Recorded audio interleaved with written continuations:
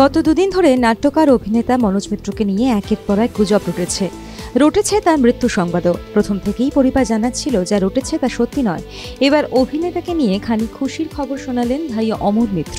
তিনি বলেন, দেখে এলাম, আনন্দে দূরে কেবিনের ভিতর থেকে দেখতে পেয়ে ডেকে উঠলেন, বাবুজি খুব ভালো আছেন। বাঞ্ছারাম উঠে বসেছে, কাগজ পড়ছে।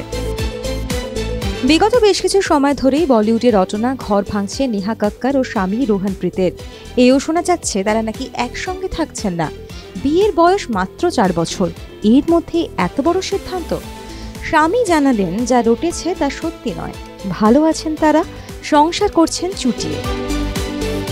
এই পুজোয় আরজি করে ঘটে যাওয়া ঘটনাকে সামনে রেখে ডিজিটাল মাধ্যমে আসতে চলেছে প্রান্তিক চক্রবর্তী পরিচালিত রাজন্না হালদার অভিনীত একটি স্বল্প দৈর্ঘ্যের ছবি। ছবিটির শুটিংও ইতিমধ্যেই শুরু হয়ে গিয়েছে বলে জানা যাচ্ছে। মহালয়ার দুদিন আগেই হবে এই স্বল্প দৈর্ঘ্য সিনেমার পোস্টার লঞ্চ। তবে এই মুহূর্তে পুরো বিষয়টিতে এখনও কিছুটা সাসপেন্স বজায় রাখছেন পরিচালক প্রান্তিক। কোন খাতে বইবে গল্প, আবহ বুনট নিয়ে এখনই মুখ খুলতে নারাজ তিনি। অভিনেত্রী দেবশ্রী রায়ের ছবি এবার পুজোর মুক্তির তালিকায়। তবে পুজো নিয়ে মাতামাতি করা তার পছন্দ নয়। বললেন, আমার পুজোর স্মৃতি মোটেও সুখকর নয়। আমি পুজো কোনো বছরই উদযাপন করি না।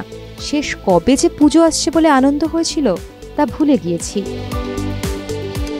দ্য কেরালা স্টোরি বক্স অফিসে 378 কোটি সংগ্রহ করে সর্বকালের সর্বাধিক উপার্জনকারী মহিলা পরিচালিত চলচ্চিত্রে পরিণত হয়েছে।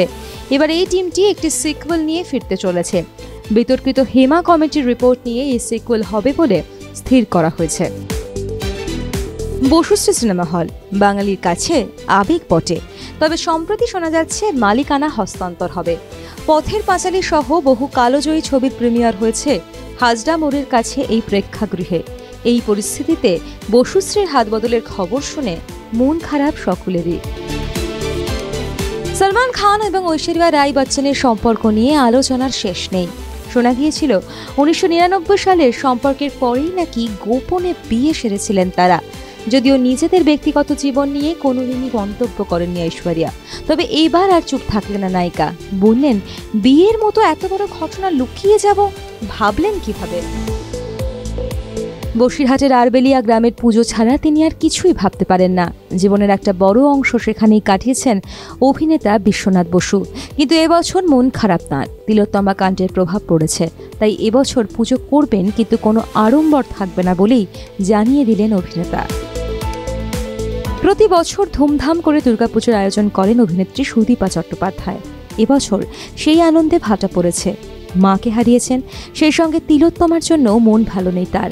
তাই এবছর নবমীর দিন কোনো খাওয়া দাওয়ার আয়োজন করছেন না সুদীপা, জানিয়ে দিলেন এই সঞ্চালিকা।